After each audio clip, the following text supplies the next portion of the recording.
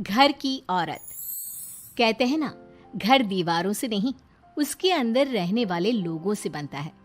लेकिन क्या हो जब घर के लोग ऐसे हो? सारा दिन खाती रहती हो, सोती रहती हो, कोई काम नहीं है तुम्हारे पास। ऊपर से बहू के आ जाने के बाद तो तुम और निकम्मी हो गई हो। दिखावे के लिए हाथ में माला पकड़ ली है, बाकी कोई काम नहीं करती। अरे कैसी बात कर रहे हैं? अब तो बहू आ गई है, अब तो मेरी बेइज्जती करना बंद कर दीजिए। जैसे तैसे मेरी तो जिंदगी कट गई, गालियां खा खा कर। अरे उस बेचारी को तो छोड़ दीजिए। तभी बेटे के जोर जोर से चिल्लाने की आवाज आती है।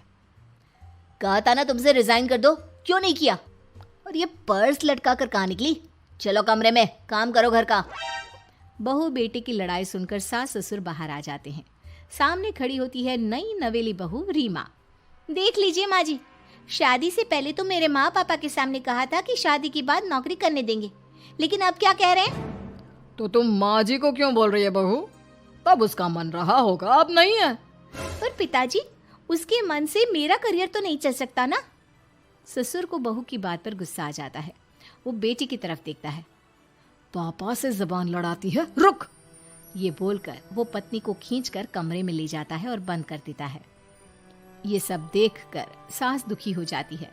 पति के जाने के बाद सास बेटी से कहती है, देख बेटा, अब जमाना कुछ और है। तेरे पिता ने घर में औरतों की कद्र नहीं की, लेकिन तू ऐसा ना बन। शहर की समझदार पढ़ी लिखी लड़की से शादी की है तूने, उसका ख्याल रखा कर, तमीज से पेश आया कर। जा, बहू को कमरे से बाहर ले आ। लेकिन बेटा नहीं मानता और बहू कमरे में सारा दिन बंद रहती है। शाम को बेटा बाहर जाता है कि सास चाय और बिस्कुट लेकर बहू के कमरे में जाती है। बहू बेटा ये ले, चाय पी ले। रो रो कर कैसी शक्ल बना ली है बेटा। माँ जी, ये कैसे लोग हैं? आप कैसे मैनेज कर रही हैं? ऐसे थोड़ी ना होता है माँ जी। घर की औरतों को तो पिताजी और ये इंसान समझते ही नहीं। क्या करूं बेटा, मैंने तो जैसे तैसे सह लिया, लेकिन तू ना सहना। दोनों बात कर ही रहे थे कि ससुर आ जाते हैं। अच्छा, तो अब बहू को भड़का रही हो? बहुत दिन हो गए मार खाए, अब क्या बहू के सामने खाओगे? जाओ यहां से, और जरूरत नहीं है ज्यादा इस लड़की को सर पर चढ़ाने की, समझी? बहू को ससुर की बात पर गुस्सा आ जाता है, लेकिन वो कुछ नहीं कहती। आए दिन बहू देखती है कि कैसे उसकी सास और उसके साथ उसका ससुर और पति गंदा व्यवहार करते हैं। फिर एक दिन, ये क्या बनाया है? खाना बनाना नहीं आता क्या? ये बोलकर वो खाने की भरी सारी थाली फेंक देता है। अरे बेटा कोई बात नहीं, शांत हो जा, मैं अभी बाहर से कुछ मंगवा देता हूँ। हाँ पापा, ऑर्डर करिए। ऐसे खाने से तो पेट भरने से रहा। वैसे खाना तुमको बनाना आता नहीं और बाहर जाकर नौकरी करना चाहती हो। अरे तुम जैसे को तो पूछते भी नहीं है बाहर। बहू को पति की बात पर गुस्सा आता है, तभी सास बोल पड़ती है।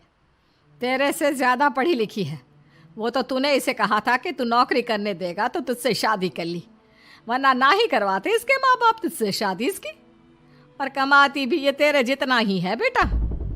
बहू हैरान रह जाती है कि जो सास खुद के लिए एक बार भी खड़ी नहीं हुई, वो उसके लिए बेटे को भी भला बुरा सुना रही है। उसकी नज़र में सास की इज्जत और बढ़ जाती है। वो सास को देखकर ये सब सोच ही रही थी कि उसके कान में एक जोर से चांटे की आवाज आती है। किसको किसको मार पड़ी? वो देख ही रही होती है कि उसकी नज़र जमीन पर बैठी सास पर पड़ती है। अभी तो धीरे से मारा, फिर जुबान खोली ना तो ऐसा मारूंगा कि कान के पर्दे फट जाएंगे। सास रो रही थी। बेटा और पति वहां से चले जाते हैं। पिताजी अच्छा किया माँ को जोर का चांटा लगाकर, आगे से जबान खोलने से पहले 4 बार सोचेंगी।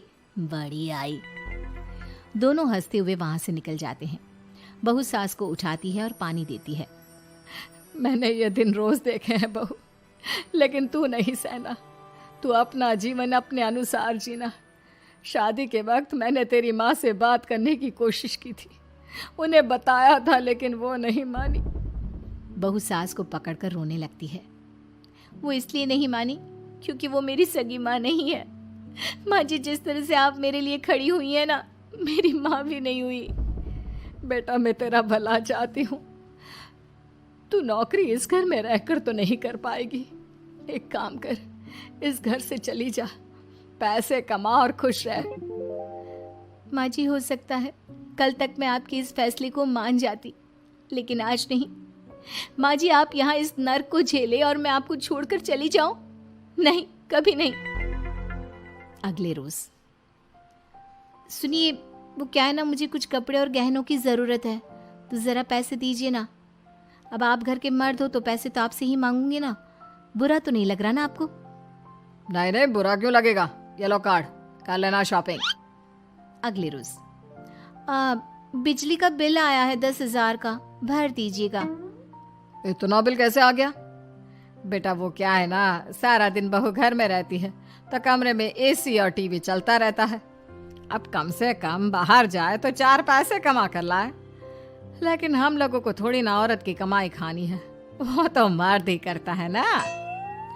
पति पर्स देखता है और फिर हाँ माँ, ठीक बोल रही हो, खैर चलता हूँ, ऑफिस का वक्त हो गया है। पति ऑफिस से पिता को फोन करता है। पापा, घर के खर्चे तो बढ़ते ही जा रहे हैं, ऊपर से महंगाई आप देख रहे हैं।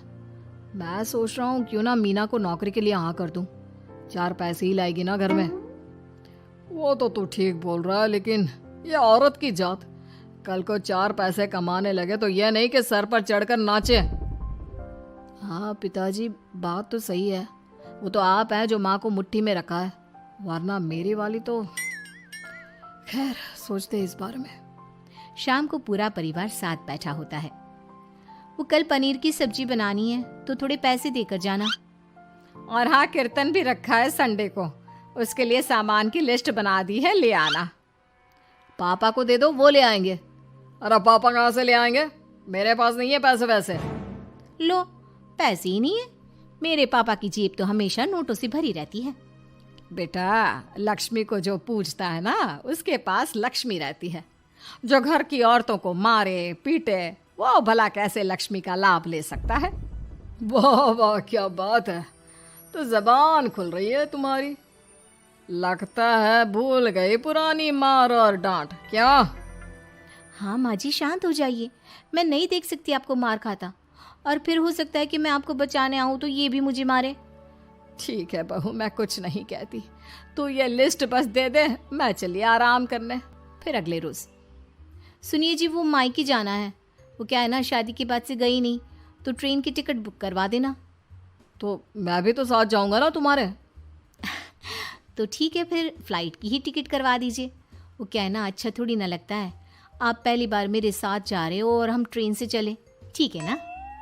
पति ऑफिस जाता है, जहाँ उसका दोस्त कहता है, अरे क्या हो गया यार, परेशान सा दिख रहा है, तेरी तो नई नई शादी हुई है, भाभी परेशान कर रही है क्या?